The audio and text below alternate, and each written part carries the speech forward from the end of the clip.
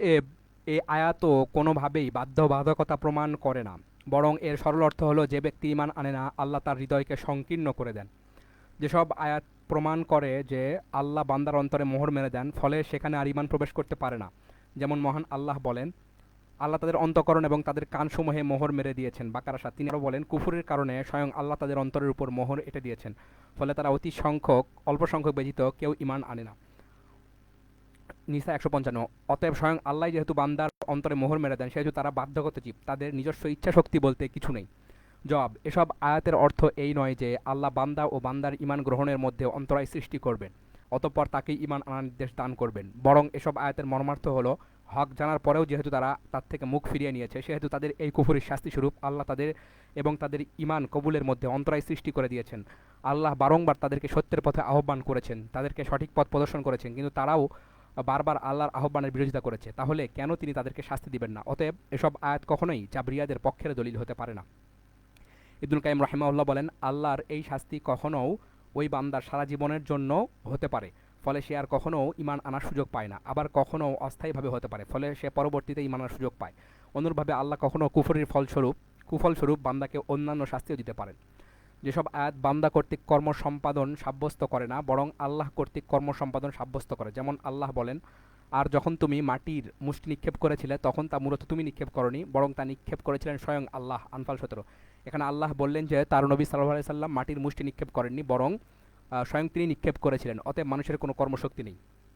আয়াতটি বদর যুদ্ধ সম্পর্কে অবতীর্ণ হয়।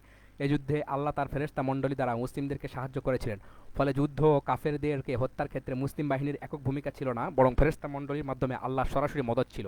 দ্বিতীয়ত, এই যুদ্ধে রাসূল সাল্লাল্লাহু আলাইহি সাল্লাম এক মুষ্টি মাটি কাফেরদের উদ্দেশ্যে নিক্ষেপ করেছিলেন।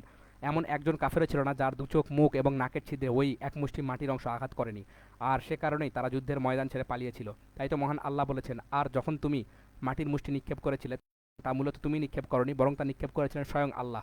এখানে আল্লাহ নিক্ষেপ ক্রিয়াটি রাসূল সাল্লাল্লাহু আলাইহি সাল্লামের জন্য সাব্যস্ত করলেন, কিন্তু নিক্ষিপ্ত মাটি সবার চোখে মুখে পৌঁছানোর বিষয়টি নিজের জন্য সাব্যস্ত করলেন।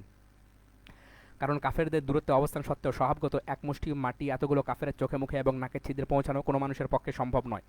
জাবরিয়ারা বলে, আল্লাহ তার চিরন্তন জ্ঞান এবং ইচ্ছার মাধ্যমে বান্দার কর্ম সৃষ্টি করেছেন এবং বান্দার কর্ম বিদ্যমান থাকার সাথে আল্লাহর শক্তি জড়িত। বান্দার যে কোনো কর্ম আল্লাহর তাকদির অনুযায়ী হয়, অতএব বান্দার নিজস্ব কোনো ইচ্ছা শক্তি নেই, বরং তারা বাধ্যগত জীব। বান্দার কর্মের সাথে আল্লাহর চিরন্তন জ্ঞান এবং ইচ্ছা জড়িত থাকলেও তা তাদেরকে তাদের কর্মে বাধ্য করে না, কারণ আল্লাহ তার চিরন্তন জ্ঞানের মাধ্যমে বান্দার কর্ম সম্পর্কে জানেন এবং তিনি আরও জানেন যে স্বেচ্ছায় কে কোনটা বেছে নেবে। আর এই চিরন্তন জ্ঞান অনুপাতে তিনি তাদের কর্মও লিখে রেখেছেন। শায়েখ সালেহ আলুস শায়েখ বলেন, আল্লাহ তার ১৩৭৮ হিজরিতে রিয়াদে জন্মগ্রহণ করেন। আচ্ছা, তিনি বলেছেন, আল্লাহ তার চিরন্তন জ্ঞানের মাধ্যমে জানেন যে জাহান্নামবাসীরা স্বেচ্ছায় জাহান্নামে প্রবেশের উপযুক্ত আমল করবে, আর সে কারণেই তিনি তাদেরকে জাহান্নামবাসীদের তালিকায় লিপিবদ্ধ করেছেন। অর্থাৎ তিনি জানেন যে স্বেচ্ছায় কে সৎ আমল করবে, কে অসৎ আমল করবে, আর তিনি তার এই চিরন্তন জ্ঞান অনুযায়ী একদলকে জান্নাতবাসী এবং আরেক দলকে জাহান্নামবাসীর তালিকায় লিখে রেখেছেন। তিনি লিখে রেখেছেন বলেই যে তারা করতে বাধ্য তা নয়, বরং তারা স্বেচ্ছায় করবে জেনেই তিনি লিখে রেখেছেন। উদাহরণস্বরূপ বলা যায়, আল্লাহ দুজন ব্যক্তির তাকদির লেখার আগেই জানতেন। উভয়কেই একজন দিনদার আলেম সৎ আমল করার এবং অসৎ কাজ থেকে বেঁচে থাকার নসিহত করবেন। আচ্ছা, ইতিপূর্বে যার বাণী আছে তার এখানে তার ব্যাপারে আর কি কথা। কিন্তু তাদের একজন স্বেচ্ছায় উক্ত আলেমের আহ্বানে সারা দিয়ে সৎ কাজ করবে, পক্ষান্তরে অপরজন কোশ্চিনকালও তার ডাকে সারা দিবে না, বরং স্বেচ্ছায় পাপ কাজে সে ডুবেই থাকবে।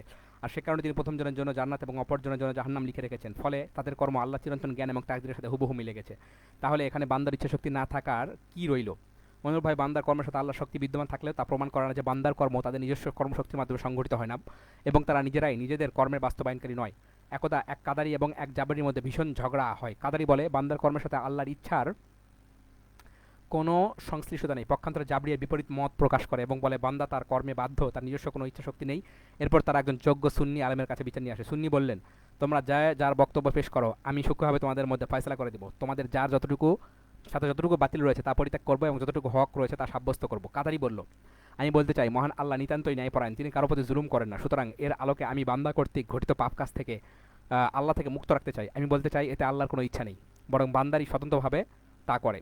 যেসব আয়াত এবং হাদিস প্রমাণ করে যে আল্লাহ তার বান্দার প্রতি তিল পরিমাণও জুলুম করেন না, সেগুলি আমার মতের পক্ষের দলিল। উল্লেখ হচ্ছে, বান্দার কর্মের সাথে আল্লাহর ইচ্ছা সংশ্লিষ্ট থাকা অবস্থায় যদি আল্লাহ তাকে শাস্তি দেন, তাহলে তাতে দুই দিক দিয়ে জুলুম প্রমাণিত হয়। এক, বান্দার কর্ম আল্লাহর ইচ্ছার দিকে সম্বোধিত করলে তাতে জুলুম সাব্যস্ত হয়। দুই, আল্লাহ যেটা চেয়েছেন এবং সৃষ্টি করেছেন তার কারণে তিনি কিভাবে বান্দাকে শাস্তি দিতে পারেন।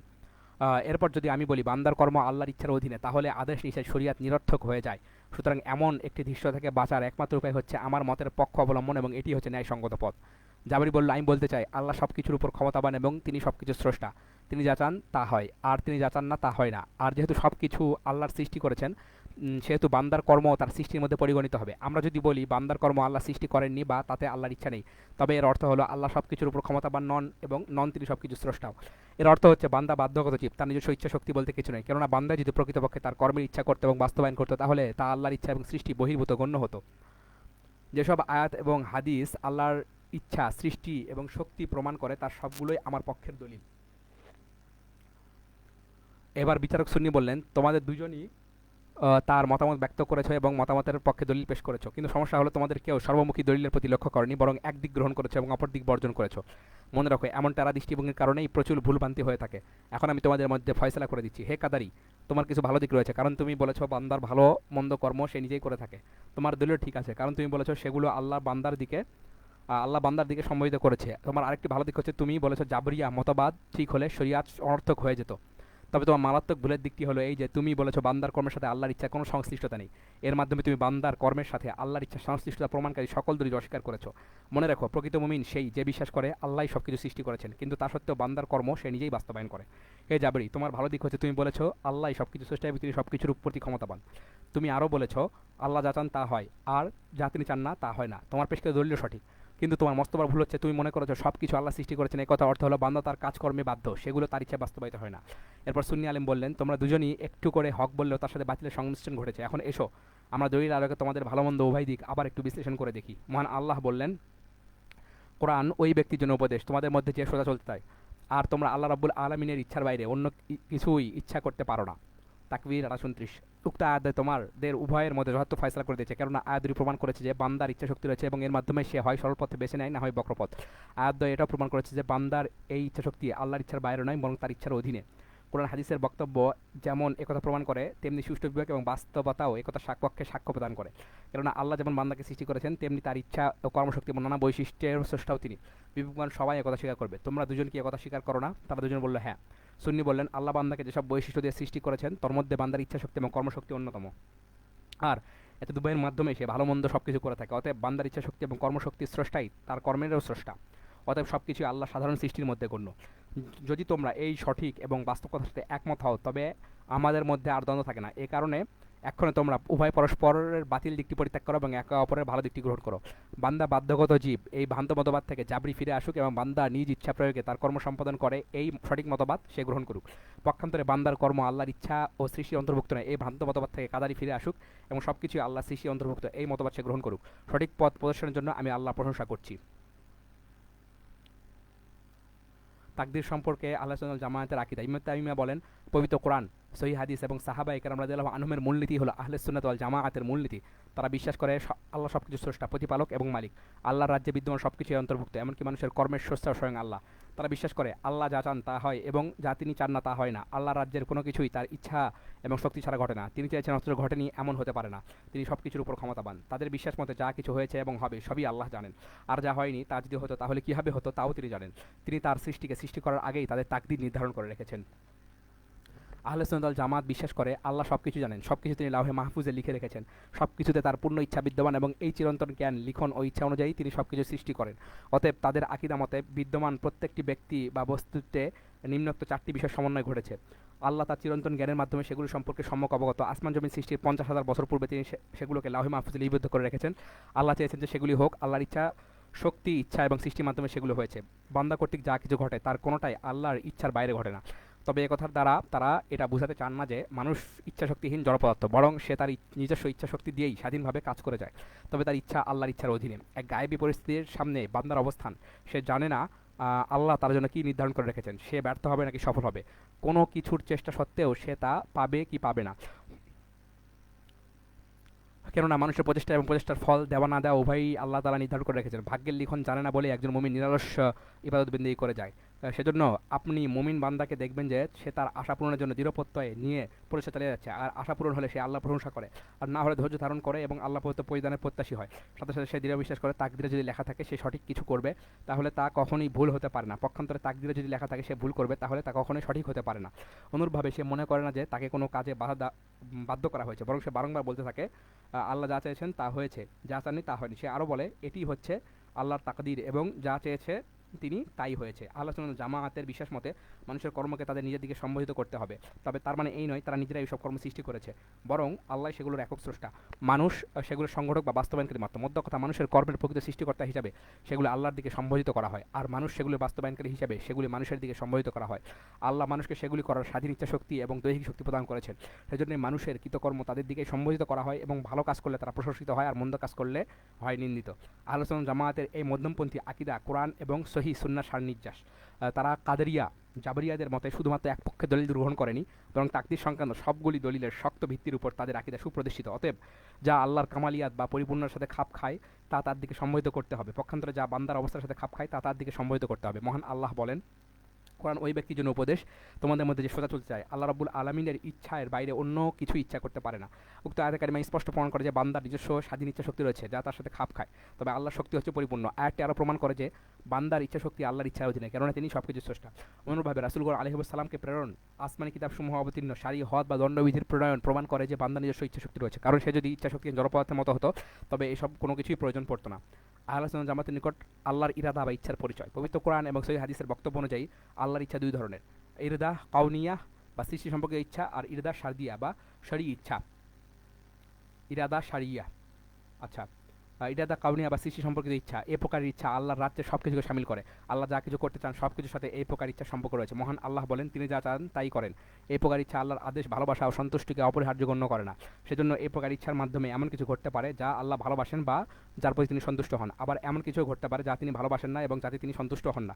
যেমন আল্লাহ ইবলিসকে সৃষ্টি করেছেন কিন্তু তিনি তাকে ভালোবাসেন না, অপরপক্ষে তিনি মুমিনকে সৃষ্টি করেছেন এবং তিনি তাকে ভালোবাসেন। কোনোভাবে কখনও,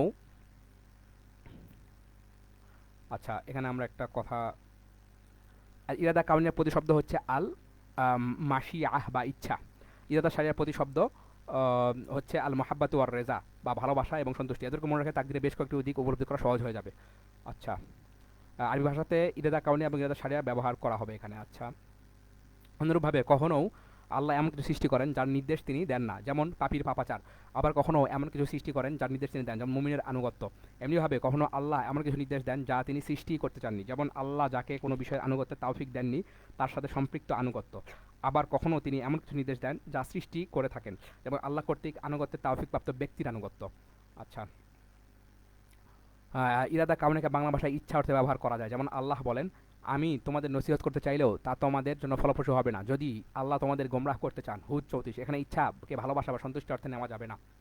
ইরাদা শারিয়া বা শারী ইচ্ছা। আল্লাহ যে বিষয়টি তার বান্দা কর্তৃক বাস্তবিত হওয়াকে কামনা করেন এবং ভালোবাসেন এমন বিষয়ের সাথে সম্পর্কিত ইচ্ছাকে শারী ইচ্ছা বলে। এই প্রকার ইচ্ছা আল্লাহর ভালোবাসা এবং সন্তুষ্টির সাথে নির্দিষ্ট হয়ে থাকে, অর্থাৎ তিনি তার উদ্দিষ্ট বিষয়টিকে ভালোবাসেন, ইহার প্রতি সন্তুষ্ট থাকেন, ইহার বাস্তবায়নকারীর প্রতি খুশি হন এবং তাকে উত্তম প্রতিদান দান করেন, তবে তার পছন্দনীয় বিষয়ের সংগঠন অপরিহার্য করে না। অবশ্য আল্লাহর পছন্দনীয় বিষয়টি ইরাদা কাউনিয়ার সাথে সম্পর্কিত হলে তখন সেটি সংগঠন অপরিহার্য করে। ইরাদা শারিয়াকে বাংলায় আল্লাহর সন্তুষ্টি ও ভালোবাসা অর্থে ব্যবহৃত হয়, যেমন আল্লাহ বলেন, আল্লাহ তোমাদের তাওবা কবুল করতে চান। নিসা 27। এখানে ইরাদা শব্দটি ভালোবাসা বা সন্তুষ্টি অর্থে ব্যবহার করা হয়েছে। ইরাদা কাউনিয়া এবং ইরাদা শারিয়ার মধ্যে পারস্পরিক সম্মিলন এবং বিচ্ছিন্নতার চারটি অবস্থা, যথা: প্রথম অবস্থা, কিছু কিছু বিষয়ের সাথে উভয় প্রকার ইরাদা বিদ্যমান থাকে, আর মুমিন কর্তৃক সংগঠিত যাবতীয় সৎকর্ম এই প্রকারের অন্তর্ভুক্ত, যেমন আবু বকর রাদিয়াল্লাহু আনহু এবং সকল মুমিনের ইমান ও সৎকর্ম। উদাহরণস্বরূপ আরও বলা যেতে পারে, কোনো নেককার বান্দা সালাত আদায় করলে তার সালাতে উভয় প্রকার ইরাদার সমন্বয় ঘটে, কারণ সালাত আল্লাহর প্রিয়, তিনি তা কায়েম করার নির্দেশ দিয়েছেন এবং এর প্রতি তিনি সন্তুষ্ট হন। এই দৃষ্টিকোণ থেকে এটি ইরাদা শারিয়া। আর যেহেতু ওই মুমিন ব্যক্তি সালাত আদায় করে ফেলেছে সেহেতু তা ইরাদা কাউনিয়া, কারণ আল্লাহর ইরাদা কাউনিয়া না থাকলে তা কখনোই ঘটতো না। অনুরূপভাবে একজন মুমিনের ইমানে দুই প্রকার ইরাদার সমন্বয় ঘটে, কেননা মহান আল্লাহ সৃষ্টিগতভাবে যেমনি চেয়েছেন সে অনুগত মুমিন হবে, তেমনি ধর্মীয়ভাবে তার পক্ষ থেকে তিনি ইমান কামনা করেছেন। দ্বিতীয় অবস্থা, কিছু কিছু বিষয়ের সাথে শুধুমাত্র ইরাদা শারিয়া বিদ্যমান থাকে। আল্লাহ যেসব সৎকর্মের আদেশ করেছেন কিন্তু কাফের এবং পাপী তাপীরা আল্লাহ নির্দেশ লঙ্ঘন করে সেগুলো বাস্তবায়ন করেনি, এই ধরনের সৎকর্ম এই প্রকার অন্তর্ভুক্ত, যেমন আবু জাহেল সহ সকল কাফেরের ঈমান এবং সৎকর্ম। অনুরূপভাবে কোনো কাফেরের ঈমানে এবং পাপীর আনুগত্যে শুধুমাত্র ইরাদা সারিয়া পাওয়া যায়, কেননা এই ঈমান এবং আনুগত্য আল্লাহর পছন্দ, আর পছন্দ বলেই তাতে ইরাদা সারিয়া আছে। কিন্তু আল্লাহর নির্দেশ সত্ত্বেও সে যদি ঈমান না এনে কাফের অবস্থায় মৃত্যুবরণ করেছে, সেহেতু তাতে তার ঈমান আনয়নে ইরাদা কাউনিয়া নেই, বরং ইরাদা কাউনিয়া থাকলে সে কাফের অবস্থায় মরত না, বরং অবশ্যই ঈমান আনত। তৃতীয় অবস্থা, কোনো কোনো বিষয়ের সাথে শুধুমাত্র ইরাদা কাউনিয়া বিদ্যমান থাকে, আল্লাহ সৃষ্টি করেছেন কিন্তু আদেশ করেননি, এমন সকল পাপ কাজ এই শ্রেণীর অন্তর্ভুক্ত, যেমন মানুষ কর্তৃক ঘটে যাওয়া সকল পাপকর্ম, কারণ আল্লাহ সৃষ্টিগতভাবে না চাইলে সেগুলো ঘটতো না। অনুরূপভাবে কোনো কাফেরের কুফরিতে শুধুমাত্র ইরাদা কাউনিয়া মজুদ থাকে, ইরাদা সারিয়া নয়, কেননা যেহেতু আল্লাহর তার পক্ষ থেকে কুফরি ঘটে গেছে সেহেতু তা ইরাদা কাউনিয়া, কারণ ইরাদা কাউনিয়া না থাকলে তা কখনোই ঘটতো না। আর যেহেতু আল্লাহ কুফরিকে পছন্দ করেন না সেহেতু তা ইরাদা সারিয়া নয়। মহান আল্লাহ বলেন, তিনি তার বান্দাদের কাফের হয়ে যাওয়া পছন্দ করেন না। জুমার ৭। চতুর্থ অবস্থা, কিছু কিছু বিষয়ের সাথে দুই প্রকার ইরাদার কোনোটিরই সম্পর্ক থাকে না, যেমন ইমান অবস্থায় মৃত্যুবরণকারী কোনো মুমিন ব্যক্তির কুফরিতে কোনো প্রকার ইরাদার অস্তিত্ব থাকে না, কেননা আল্লাহ কুফরি পছন্দ করেন না, আর সেজন্যই তাতে ইরাদা সারিয়া নেই। পক্ষান্তরে যেহেতু তা উক্ত মুমিন কর্তৃক সংগঠিত হয়নি সেহেতু তাতে ইরাদা কাউনিয়াও নেই, কারণ তাতে ইরাদা কাউনিয়া থাকলে সে মুমিন হয়ে মৃত্যুবরণ করতো না, বরং কুফরি কর্ম নিয়েই দুনিয়া ছাড়তো। ইরাদা কাউনিয়া এবং ইরাদা সারিয়ার মধ্যে পার্থক্য, ইরাদা কাউনিয়াকে আল্লাহ ভালোবাসতেও পারেন নাও পারেন, কিন্তু ইরাদা সারিয়াকে তিনি অবশ্যই ভালোবাসেন, সেজন্য আল্লাহ পাপ সৃষ্টি করেছেন ঠিকই, কিন্তু তিনি পাপকে ভালোবাসেন না। ইরাদা কাউনিয়ার মাধ্যমে কখনো অন্য কিছুকে উদ্দেশ্য করা হয়, যেমন আল্লাহ কর্তৃক ইবলিস এবং সমস্ত পাপকর্মের সৃষ্টি। প্রশ্ন হলো, তাহলে এগুলো সৃষ্টির পিছনে রহস্য কি? জবাব হলো, এগুলো থাকার কারণে বান্দা সবসময় সৎকর্মের জন্য মরণপণ চেষ্টা করবে, সে আল্লাহর নিকট তওবা করবে এবং ক্ষমা প্রার্থনা করবে। পক্ষান্তরে ইরাদা সারিয়ার মাধ্যমে অন্য কিছুকে উদ্দেশ্য করা হয় না, বরং সরাসরি এই ইচ্ছাই উদ্দেশ্য হয়, যেমন আল্লাহ সরাসরি আনুগত্যকে ভালোবাসেন এবং এর প্রতি সন্তুষ্ট হন। ইরাদা কাউনিয়া নিশ্চিত বাস্তবায়িত হয়, কিন্তু ইরাদা সারিয়া বাস্তবায়িত হতেও পারে নাও পারে, তবে ইরাদা কাউনিয়ার সাথে এটি সম্পর্কযুক্ত হলে এটি অবশ্যই বাস্তবায়িত হবে। ইরাদা কাউনিয়া আদেশ জ্ঞাপক হওয়া জরুরি নয়, তবে ইহা ইরাদা সারিয়ার সাথে সম্পর্কযুক্ত হলে আদেশ জ্ঞাপক হওয়া জরুরি হবে। পক্ষান্তরে ইরাদা সারিয়া আদেশ জ্ঞাপক হওয়া জরুরি, সেজন্য সারিভাবে আল্লাহ যা কিছু ইচ্ছা করেন তার সবগুলিকে তিনি বাস্তবায়নের নির্দেশ দান করেন। ইরাদা কাউনিয়া আল্লাহর রুবিয়াত এবং সৃষ্টির সাথে সম্পর্কিত, কিন্তু ইরাদা সারিয়া আল্লাহর উলুহিয়াত বা শরিয়াতের সাথে সম্পর্কিত। তারা সারিয়াটা উলিহিয়াত এবং শরিয়তের সাথে সম্পর্কিত। তাকদীর সম্পর্কিত কতিপয় গুরুত্বপূর্ণ মাসআলা। ১. আল্লাহ কর্তৃক মন্দ ও অকল্যাণ সৃষ্টির উদ্দেশ্য কি? আমরা আগেই বলেছি আল্লাহর ইচ্ছা এবং সন্তুষ্টি ভালোবাসা এত উভয়ের মধ্যে বিস্তর পার্থক্য রয়েছে। যেমন অসুস্থ ব্যক্তি ওষুধ তেতো এবং দুর্গন্ধ হওয়া সত্ত্বেও ইচ্ছা করে তা সেবন করে, অথচ সে ওষুধ সেবনে সন্তুষ্ট থাকে না। এখানে দেখা গেল সে অপছন্দ হওয়া সত্ত্বেও ইচ্ছা করে এই তেতো ওষুধ সেবন করলো একটি মহান উদ্দেশ্যকে সামনে রেখা, তা হচ্ছে রোগ মুক্তি। সেজন্য আল্লাহ কোনো কিছুর ইচ্ছা পোষণ এবং উহাকে সৃষ্টি অর্থ এই নয় যে অবশ্যই আল্লাহ তাকে ভালোবাসেন এবং তিনি তার প্রতি সন্তুষ্ট থাকেন। আল্লাহ ইচ্ছা করে সৃষ্টি করেন অথচ ভালোবাসেন না, এর একটি বাস্তব উদাহরণ দেওয়া যেতে পারে। একজন শিক্ষক যখন তার ছাত্রকে পরীক্ষার জন্য এমসিকিউ পদ্ধতিতে প্রশ্নপত্র তৈরি করেন, তখন ৪টি অপশন সবগুলো ইচ্ছা করে তৈরি করা সত্ত্বেও তিনি সবগুলোকে শিক্ষক কিন্তু পছন্দ করেন না, বরং তিনি পছন্দ করেন একটিমাত্র অপশনকে। সেজন্য কোনো ছাত্র শিক্ষকের প্রশংসায় উত্তরের বৃত্ত ভরাট না করলে তিনি খুশিও হন না এবং কোনো নম্বর দেন না। এই উদাহরণে দেখা গেল শিক্ষক অপছন্দ করে সত্ত্বেও ইচ্ছা করে একটি মহৎ উদ্দেশ্যে ভুল অপশনগুলি রাখেন, কিন্তু সেজন্য তিনি মোটেও দোষী নন, বরং তিনি প্রশংসা পাওয়ার যোগ্য। ভুলভ্রান্তির সব দায়িত্ব এককভাবে ছাত্রকে বহন করতে হয়, কেননা শিক্ষক ছাত্রকে যথারীতি পাঠদান সত্ত্বেও সেই সঠিক উত্তরটি চয়ন করতে ভুল করেছে। পক্ষান্তরে আল্লাহ কর্তৃক কোনো কিছু অপছন্দের অর্থ এই নয় যে তাতে ইরাদা কাউনিয়া নেই, বরং তিনি কিছু কিছু জিনিস অপছন্দ করা সত্ত্বেও ইচ্ছা করে তাকে সৃষ্টি করে থাকেন। এখন প্রশ্ন হলো, পছন্দ করেন না ভালোবাসেন না এমন জিনিসকে আল্লাহ কেন সৃষ্টি করেন? জানা আবশ্যক যে আল্লাহ প্রত্যেকটি কাজে হিকমত এবং কল্যাণ নিহিত রয়েছে, তবে তার মানে এই নয় মানুষ সব কিছুর রহস্য জানতে পারবে। আল্লাহ তার বান্দাদেরকে সব কিছুর রহস্য অবগত করার না, বরং কিছু কিছু মানুষের কিছু কিছু বিষয়ের হিকমত জানা থাকলেও বেশিরভাগই থাকে অজানা। এমনকি ফেরেশতা মণ্ডলী এবং নবী রাসূল আলাইহিস সালামগণের ক্ষেত্রেও তাই। যেমন ফেরেশতা মণ্ডলীর নিকট মানব সৃষ্টির রহস্য গোপন ছিল এবং তারা মনে করেছিলেন এতে কোনো কল্যাণ নেই, তাই তো মহান আল্লাহ সেদিন ফেরেশতা মণ্ডলী লক্ষ্য করে বলেছেন, আমি যা জানি তা তোমরা জানো না। অতএব কোনো কিছু রহস্য জানা থাক বা না থাক, একজন মুমিনকে দৃঢ় বিশ্বাস করতে হবে আল্লাহ সব কাজেই কল্যাণ এবং হিকমত রয়েছে। এবার আমরা মূল জবাবে ফিরে আসি। অকল্যাণ কোনো কিছু সৃষ্টির মধ্যে প্রভূত কল্যাণ এবং হিকমাত নিহিত রয়েছে। অকল্যাণ কোনো কিছু সৃষ্টির মধ্যে প্রভূত কল্যাণ এবং নিহিত রয়েছে। উদাহরণস্বরূপ আমরা বলতে পারি ঈমান আল্লাহর নিকট প্রিয়, কিন্তু কুফর তার নিকট অপ্রিয়, অথচ অপ্রিয় হওয়া সত্ত্বেও অনেক কল্যাণকে কেন্দ্র করে তিনি কুফরকেও সৃষ্টি করেছেন, কারণ কুফর না থাকলে ঈমান চেনা যেত না। কুফর না থাকলে আল্লাহ কর্তৃক বান্দাকে প্রদত্ত ঈমান নামক নিয়ামতের মর্যাদা মানুষ জানতে পারত না।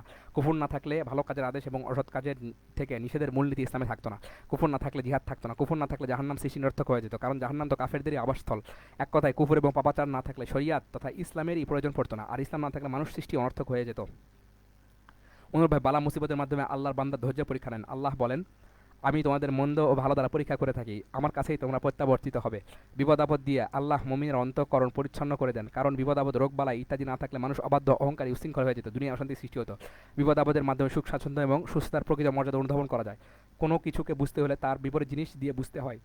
উদাহরণস্বরূপ আরও বলা যায় যাবতীয় মন্দ কাজের মূল হোতা ইবলিস, তাহলে তাকে কেন সৃষ্টি করা হলো? জবাবে বলবো এর পেছনে অনেক হিকমত রয়েছে। আমরা নিচে সেগুলো কয়েকটি উল্লেখ করছি। বিশেষত মানব এবং জিনজাতিকে পরীক্ষা করার জন্য, তাদের মধ্যে কে ভালো আর কে ভালো নয় তা যাচাই বাছাই করা ইবলিস সৃষ্টির অন্যতম লক্ষ্য। বিপরীতমুখী বিষয়গুলি সৃষ্টির প্রতি আল্লাহর অসীম ক্ষমতা প্রকাশ।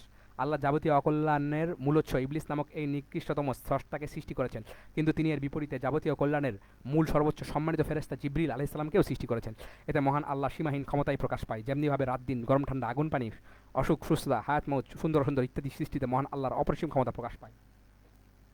কারণ বিপরীতমুখী বিষয়গুলির অপরটি না থাকলে আল্লাহর হিকমত নষ্ট হয়ে যেত, তার পূর্ণাঙ্গ আধিপত্য স্পষ্ট হতো না। এর মাধ্যমে আল্লাহ ইবাদতের ক্ষেত্রে তার বান্দাদের মর্যাদা বৃদ্ধি করতে চান, কারণ তারা প্রতিনিয়ত ইবলিসের সাথে যুদ্ধ করবে। আল্লাহ আনুগত্য এবং ইবলিস থেকে তার নিকট আশ্রয় প্রার্থনার মাধ্যমে তারা ইবলিসকে ক্রোধান্বিত করবে।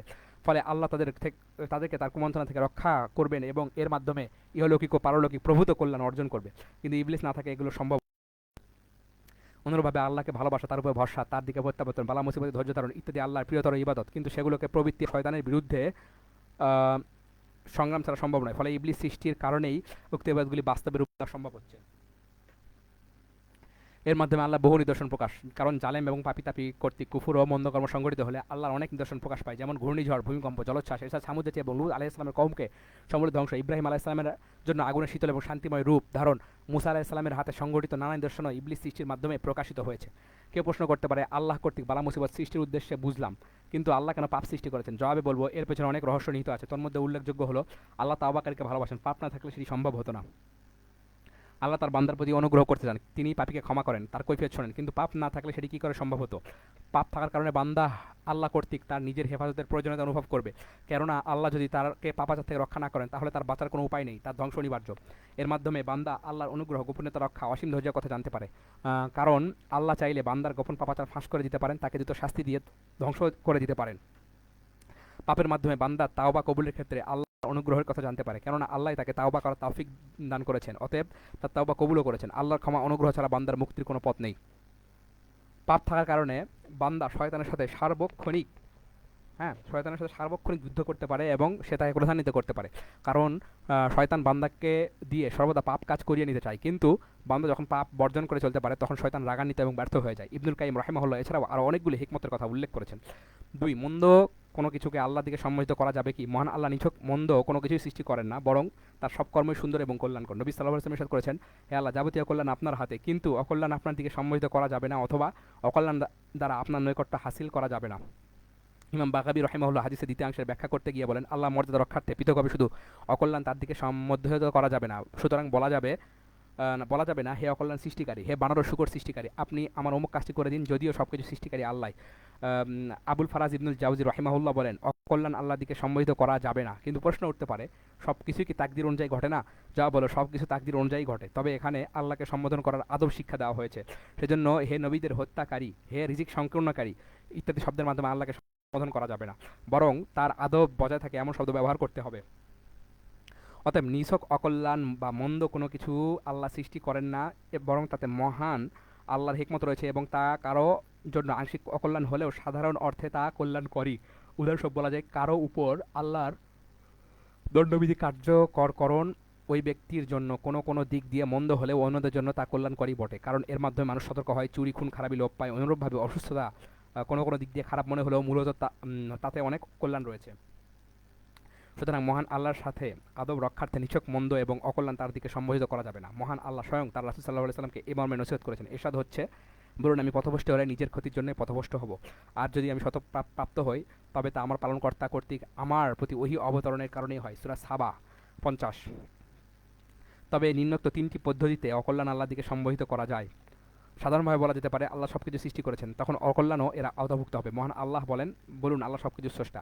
কর্তা বিলুপ করে বলা যেতে পারে, আল্লাহ বলেন, আমরা জানি না পৃথিবীবাসীদের অমঙ্গল সাধনের ইচ্ছা পোষণ করা হয়েছে নাকি পালনকর্তাদের মঙ্গল করার ইচ্ছা রাখেন।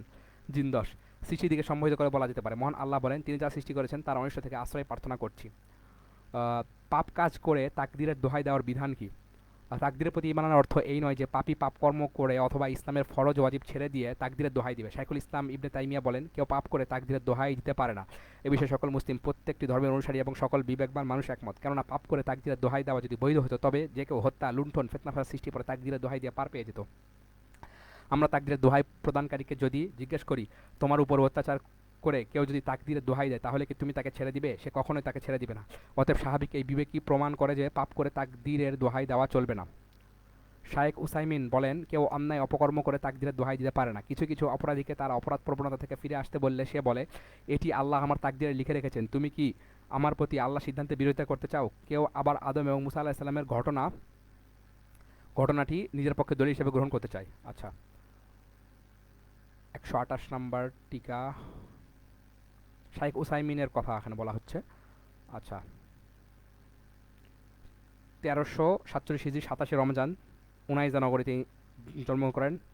11 বছর বয়সে কোরআন হিফজ করেন। আচ্ছা, তারপরে আশারহুল মুমতি আলা জাদিল মুস্তাকান 93টি মূল্যবান গ্রন্থ তিনি রচনা করেন। 1421 হিজরির 15 শাওয়াল জেদ্দায় মৃত্যুবরণ করেন। ওকে, আচ্ছা, তারপর থেকে আমরা শুরু করি। ঘটনাটি এরূপ, আদম আলাইহিস সালাম এবং মুসা আলাইহিস সালামের একটু কথা কাটাকাটি হলো। তখন মুসা আলাইহিস সালাম তাকে বললেন, আপনি আমাদের পিতা, আপনি আমাদের হতাশ করে জান্নাত থেকে বের করে এনেছেন। আদম আলাইহিস সালাম মুসা আলাইহিস সালামকে বলল, মুসা, তোমাকে আল্লাহ তার সাথে কথা বলার জন্য নির্বাচন করেছেন। তোমার জন্য নিজ হাতে তাওরাত লিখে দিয়েছেন। তিনি তোমার জন্য নিজ হাতে তাওরাত লিখে দিয়েছেন। আমাকে সৃষ্টি 40 বছর পূর্বে আল্লাহ আমার ভাগ্যে যা লিখে রেখেছেন, তুমি কি সে বিষয়ে আমাকে ভর্ৎসনা করছো? নবী সাল্লাল্লাহু আলাইহি সাল্লাম বলেন, আদম মুসা আলাইহিস সালামের উপর বিজয়ী হয়ে গেলেন। এই ঘটনার আলোকে সে বলে, আদম আলাইহিস সালাম এখানে তাকদীরের দোহাই দিলেন এবং মুসা আলাইহিস সালামও অন্য চুপ করে গেলেন, অথচ তারা দুজনই নবী। তাহলে তুমি কেন আমার কাজের প্রতিবাদ করছো? মুসলিম হাদিস 2652। যাই হোক, আমরা জবাবে বলবো, আদম আলাইহিস সালাম অপরাধ করেছিলেন এবং এই অপরাধের কারণে জান্নাত থেকে বহিষ্কৃত হয়েছিলেন, কিন্তু তিনি তাওবা করেছিলেন এবং আল্লাহ তার তাওবা কবুলও করেছিলেন। আর তাওবাকারী পাপ পঙ্কিলতা মুক্ত মানুষের মতো। আর একথা অসম্ভব যে মুসা আলাইহিস সালামের মতো একজন নবী তাওবা করার পরও আদম আলাইহিস সালামকে তিরস্কার করবেন। সেজন্য তিনি ওই অপরাধ কর্মের কারণে তাকে তিরস্কার করেননি, বরং ওই অপরাধের কারণে যে মুসিবত নেমে এসেছে সেই মুসিবতকে তিনি তিরস্কার করেছিলেন। আর অনাকাঙ্ক্ষিত বিপদ আপদ আসলে তাকদীরের দোহাই দেওয়া যায়, কিন্তু অপরাধ করে দেওয়া যায় না। সেজন্য মুসা আলাইহিস সালাম বলেননি যে আপনি কেন আল্লাহর নির্দেশে খেলাপ করেছেন, বরং বলেছিলেন আপনি কেন আমাদের এবং আপনার নিজেকে জান্নাত থেকে বের করে দিয়েছিলেন। মহান আল্লাহ বলেন, আল্লাহর নির্দেশ ব্যতিরেকে কোনো বিপদ আসে না।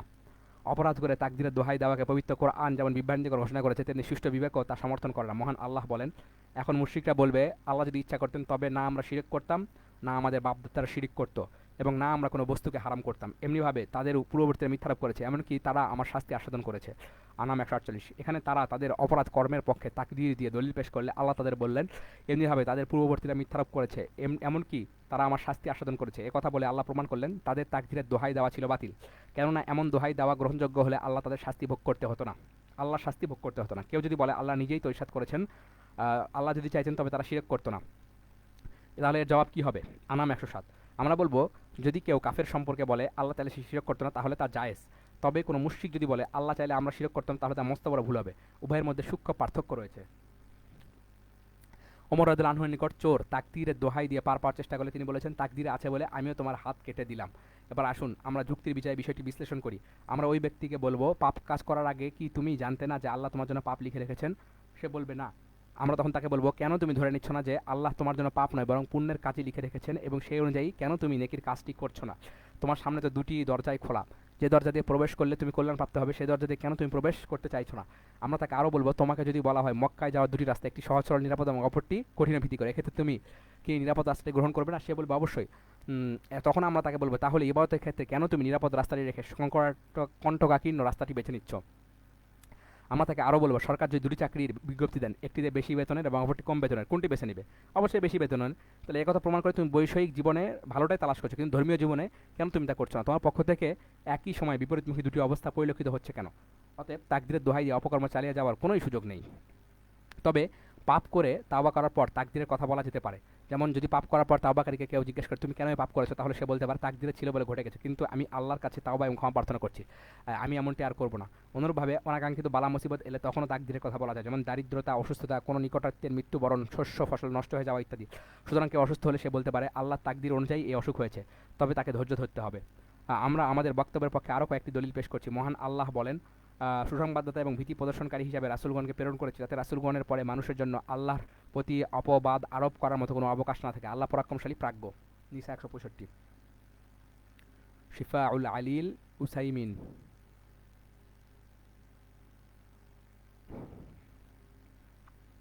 পাপ করে তাকদীরের দোহাই দেওয়া যদি বৈধ, তাহলে রাসূলগণ আলাইহিস সালামকে পাঠানোর কোনো প্রয়োজনই পড়তো না। পাপ করে তাকদীরের দোহাই দেওয়া অবৈধ। বৈধ হলে ইবলিসের পক্ষ থেকে তা গ্রহণ করা হতো। আল্লাহ ইবলিসের উক্তি তুলে ধরে বলেন, সে বলল, আপনি যেহেতু আমাকে বিভ্রান্ত করেছেন সেহেতু আমিও তাদের জন্য আপনার সরল পথে ওত পেতে বসে থাকবো। পাপ কাজ করে তাকদীরের দোহাই দেওয়া জায়েজ হলে ইসলামী শরিয়াতি তছনছ হয়ে যেত, আল্লাহর আদেশ নিষেধে কোনো মূল্যই থাকতো না। তাকদীরের দোহাই দেওয়া বৈধ হলে জাহান্নামীরা দোহাই দিত, কারণ জাহান্নাম থেকে বাঁচার জন্য তাদের সর্বাত্মক চেষ্টা থাকবে। তদুপরিও তারা তাকদীরের দোহাই দিবে না, বরং তারা বলবে, হে আমাদের পালনকর্তা, আমাদেরকে সামান্য মেয়াদ পর্যন্ত সময় দিন যাতে আমরা আপনার আহ্বান সাড়া দিতে পারি এবং রাসূলগণের অনুসরণ করতে পারি। ইব্রাহিম ৪৪। এই জাতীয় আরও অনেক কথাই বলবে তারা, কিন্তু তাকদীরের দোহাই দিবে না। তাকদীরের দোহাই দেওয়া যদি সিদ্ধ হতো তবে তাওবা, ইস্তেগফার, দোয়া, জিহাদ এবং সৎ কাজে আশীষ এবং অসৎ কাজের নিষেধ ইত্যাদি কোনো প্রয়োজনই পড়তো না। আমরা তাকে বলবো, তুমি বিয়ে করো না, কেননা আল্লাহ তাকদীরে রাখলে ঠিকই সন্তান হবে, আর না রাখলে কোশ্চিনকাল সম্ভব নয়। খানা পিনা ছেড়ে দাও, কেননা আল্লাহ তাকদীরে রাখলে এমনিতে তোমার ক্ষুধা এবং তৃষ্ণা মিটে যাবে, অন্যথায় কখনোই সম্ভব নয়। তোমার কোনো হিংস্র প্রাণী কামড়াতে আসলে তুমি পালাবে না, কারণ তাকদীরে থাকলে সে তোমাকে কামড়াবে, অন্যথায় নয়। সে আমাদের এসব কথা একমত হবে। যদি একমত হয় তাহলে বুঝতে হবে তার বিবেক বুদ্ধি নষ্ট হয়ে গেছে, আর যদি সে দ্বিমত পোষণ করে তাহলে বুঝতে হবে সে আর তাকদীরের দোহাই দিচ্ছে না। পাপ করে তাকদীরের দোহাই দেওয়া সিদ্ধ হলে বিশ্বব্যাপী ফিতনা ফাসাদ ছড়িয়ে পড়তো, শরিয়াতের দণ্ডবিধির কোনো প্রয়োজনই পড়তো না, কোর্ট কাছারি বিচারক ইত্যাদির কোনো দরকারই হতো না। এরকম আরও অনেক দলিল রয়েছে যেগুলো অকাট্য প্রমাণ করে পাপ করে তাকদীরের দোহাই দেওয়া আদৌ বৈধ নয়। আমরা একটি ঘটনা উল্লেখ করছি যা আলোচ্য বিষয়টিকে আরও স্পষ্ট করবে ইনশাআল্লাহ। ঘটনাটি এরূপ: জাবরিয়া মতবাদে বিশ্বাসী এক লোক যাবতীয় অন্যায় অপকর্ম করে তাকদীরের দোহাই দিত। তার এক বন্ধু তাকে নসিহত করতো, কিন্তু কোনোই ফায়দা হতো না। তার বন্ধু তাকে উচিত শিক্ষা দেওয়ার একটি সুযোগের অপেক্ষায় ছিল। লোকটি প্রচুর সম্পদের মালিক ছিল, এক এক প্রকার সম্পদ এক একজন মানুষ দেখাশোনা করতো। বন্ধুর উপস্থিতিতে হঠাৎ একদিন গরু, ছাগল, উট ইত্যাদি দেখাশোনার দায়িত্বপ্রাপ্ত লোকটি এসে মালিককে বলল, আপনার সব পশু কোথায় মারা গেছে? কারণ যেখানে পশুগুলি চড়াতে নিয়ে গেছিলাম সেখানে একটি ঘাসও ছিল না। মালিক বলল, জানা সত্ত্বেও তৃণলতাহীন ময়দানে তুমি কেন সেগুলোকে চড়াতে নিয়ে গেলে? সে বলল, তাকদীরে ছিল বলেই এমন ঘটে গেছে। মালিক রাগে ফেটে বলল। দেখতে দেখতে ব্যবসার কাজে নিয়োজিত ব্যক্তিটি এসে বলল, আপনার ব্যবসার সব মাল ডাকাতি হয়ে গেছে, কারণ ডাকাতির ভয় থাকা সত্ত্বেও আমি অমুক রাস্তা দিয়ে আসছিলাম। জাবরিয়া মতবাদে বিশ্বাসী লোক বলল, জেনে শুনে কেন তুমি ভয়ভীতিপূর্ণ রাস্তা বেছে নিলে, অথচ তোমার সামনে নিরাপদ রাস্তাও ছিল? লোকটি আগের মতো একই জবাব দিল। মালিকের রাগ আরও বেড়ে গেল। এরপর তার ছেলে মেয়ে লালন পালন নিয়োজিত ব্যক্তিটি বলল, আমি ওদের সাঁতার শেখানোর জন্য অমুক কূপে নামিয়ে দিয়েছিলাম, কিন্তু তারা সবাই ডুবে মারা গেছে। মালিক বলল, তুমি জানো যে তারা ভালো সাঁতার জানে না এবং ওই কূপের গভীরতা অনেক, তারপরেও কেন তুমি একাকি তাদের সেই কূপে নামিয়ে দিলে? লোকটি বলল, তাকদীরে থাকলে কী বা করার আছে? মালিক নিজেকে নিয়ন্ত্রণ না করে তাকে হত্যা করতে উদ্যত হলো। এবার মালিকের বন্ধু মুখ খুলল আর বলল, তুমি খামাকা কেন এই লোকগুলোর উপর রাগ করছো? কেন তুমি তাদের কৈফিয়তে খুশি থাকতে পারছো না? অথচ কত অপকর্ম করে তুমি তোমার প্রভুর সামনে এমন কৈফিয়তি পেশ করছো। তোমার প্রভুর সাথে তোমার কৈফিয়ত যদি গৃহীত হয় তবে এদের কৈফিয়ত গ্রহণ করতে হবে, আর যদি তাদের কৈফিয়ত ঠাট্টার শামিল হয় তাহলে কেন তুমি তোমার প্রভুর সাথে ঠাট্টা করো? তখন জাবরিয়া মতবাদে বিশ্বাসী ওই মালিকের হুঁশ ফিরল এবং বলে উঠল, আমি সেই মহান আল্লাহর শুকরিয়া আদায় করছি যিনি আমাকে আমার ভুল ভাঙিয়ে দিয়েছেন। আজকের ঘটনা থেকে আমি আমার ভুল বুঝতে পেরেছি। আমার আমি দৃঢ় বিশ্বাস করছি এবং ঘোষণা করছি যে আজ আমার যেসব ক্ষতি হয়েছে সেগুলো হেদায়েত প্রাপ্তির এই নিয়ামতের তুলনায় অতি নগণ্য। যেমনিভাবে মহান আল্লাহ বলেন, তোমরা এমন কিছু বিষয় অপছন্দ করো যা তোমাদের জন্য কল্যাণকর, পক্ষান্তরে তোমরা এমন কিছু অপছন্দ করো যা তোমাদের জন্য অকল্যাণকর। অবশ্য আল্লাহ জানেন, তোমরা জানো না। ৪. মানুষ কি বাধ্যগত জীব নাকি তার নিজস্ব ইচ্ছা শক্তি রয়েছে? তাকদীর সম্পর্কে কথা উঠলেই মানুষের মনে এমন প্রশ্নের উদ্বেগ হয়। এই প্রশ্নের জবাবে আলেমগণ বলেন, মানুষ কিছু কিছু বিষয়ে বাধ্যগত এবং কিছু কিছু বিষয়ে তার নিজস্ব ইচ্ছা শক্তি রয়েছে। যেসব বিষয়ে আল্লাহ মানুষকে এই স্বাধীন ইচ্ছা শক্তি দেননি সেসব ক্ষেত্রে মানুষ বাধ্য, যেমন অসুস্থতা, জন্ম, মৃত্যু, নানা রকম দুর্ঘটনা ইত্যাদি। অনুরূপভাবে মানুষের চুল, নখ ইত্যাদি প্রবৃত্তি ঘটে তার ইচ্ছার বাইরে। পক্ষান্তরে যেসব কাজ সে তার নিজস্ব ইচ্ছা শক্তি প্রয়োগের মাধ্যমে করতে পারে সেসব ক্ষেত্রে সে স্বাধীন, তবে তার ইচ্ছা ব্যতীত বাস্তবায়িত হয় না, যেমন উঠা, বসা, শোয়া, হাঁটা, কোথাও প্রবেশ করা, বের হওয়া, ভালো কাজ করা, পাপ কাজ করা ইত্যাদি।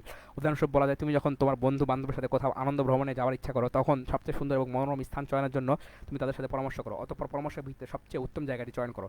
তুমি যদি বাধ্যগত জীব হতে তবে স্বয়ংক্রিয়ভাবে ওই স্থানে চলে যেতে, বন্ধুদের সাথে তোমার পরামর্শের কোনো প্রয়োজন পড়তো না, তেমনি স্থান চয়নেরও দরকার হতো না। কেউ প্রশ্ন করতে পারে, বান্দার নিজস্ব ইচ্ছা শক্তি রয়েছে তবে তা আল্লাহ তাকদীরের বাইরে নয়, এটি কীভাবে সম্ভব?